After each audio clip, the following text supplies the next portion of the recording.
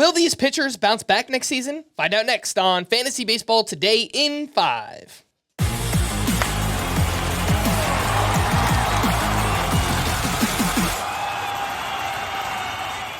Welcome into FBT in 5 on Saturday, December 7th. I am Frank Stampfl, joined by Chris Towers.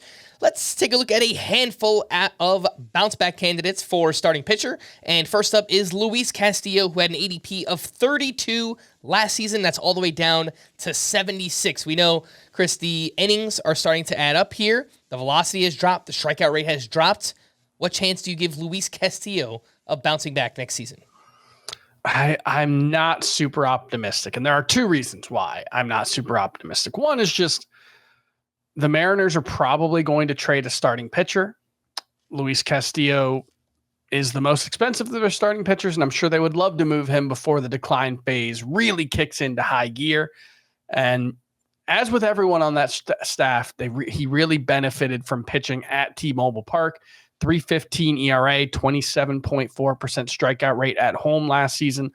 4.25 ERA, 20.7% strikeout rate on the road for Luis Castillo. So that's the big one. If he gets traded away from Seattle, I think the bottom could fall out for him as a must-start fantasy option. But even then, I just look at a guy who I think he's going to be 32, 33, turns 32 next week, excuse me. He lost a lot of effectiveness with his four-seam fastball last year. Velocity down a little bit, about a half mile per hour, maybe a little more. But the whiff rate went from 33%, which was better than all but 3 relievers last in 2023, dropped to 27%, which was still good. That was like 30th among qualifiers last year. It's a good mark for a four-seam fastball.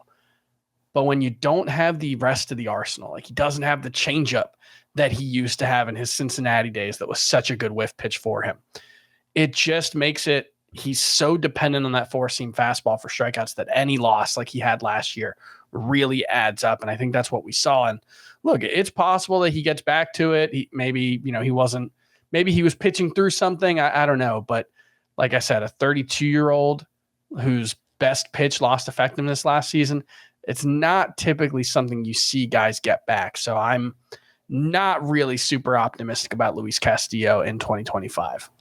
What about Pablo Lopez, who had an ADP of 40 last year? That's all the way down to 63. So we're getting 2 rounds worth of value.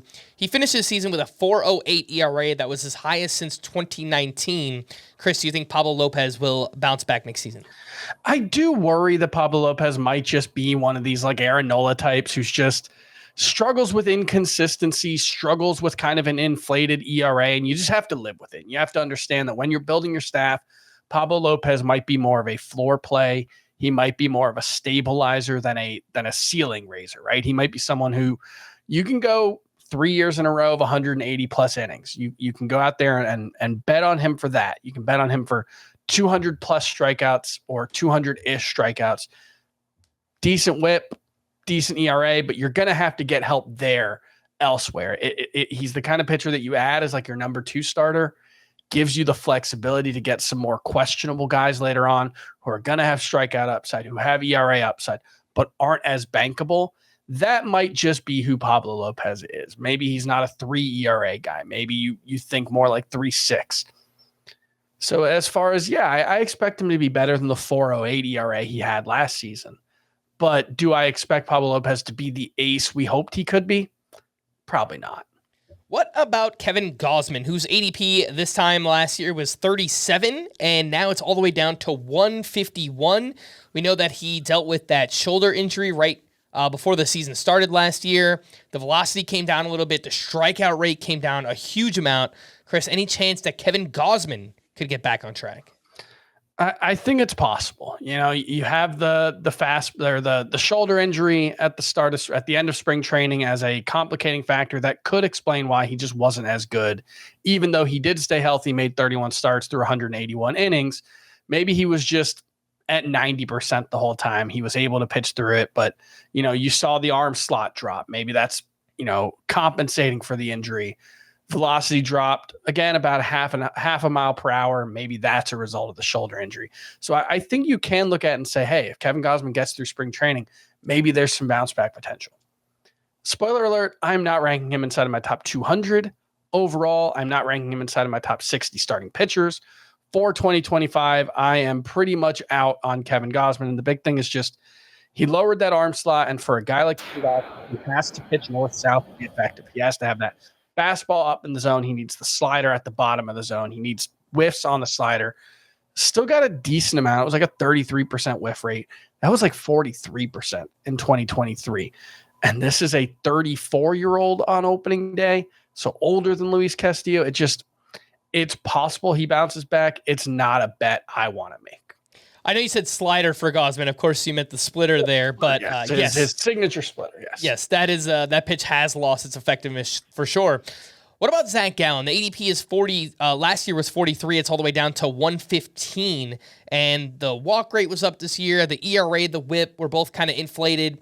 Entering a contract year here with the D-backs, Chris, do you think Zac Gallen could get back to 2023 form? Just kind of lower those ratios a little bit across the board. I might be a little more optimistic about Gallen than the other guys here, just because you look at the splits, right? And then the first half of the season, the ERA was inflated. He actually lowered the ERA in the second half, but what went wrong for him in the second half, walk rate went way up. He had 21 walks in 76 innings before the All-Star break, 33 in 71 innings afterwards. His whip went up to 132. I think he was lucky to see his ERA go down as a result of that. And that was mostly he came back from this hamstring injury, and it was just a really weird couple of months when he came back from it. He had a stretch where he couldn't get whiffs with anything but his fastball was really good. He had a stretch where he couldn't throw strikes at all, which has never been an issue for him. That was such an outlier for Gallen, and he threw so many innings in 2023. I think it was 240. So actually dialing back that workload, I think is a good thing in 2024 for his 2025 value. I do think we'll see the strikeout rate remain in that 25 to 26% range. I would bet on the walk rate getting back down to the 6% range where it had been before 2024.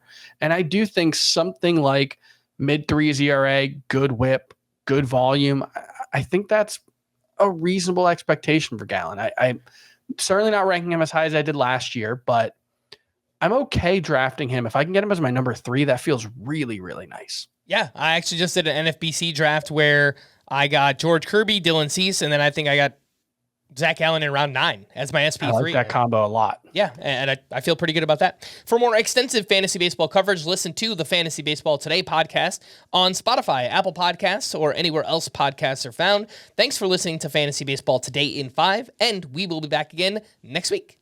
Bye-bye.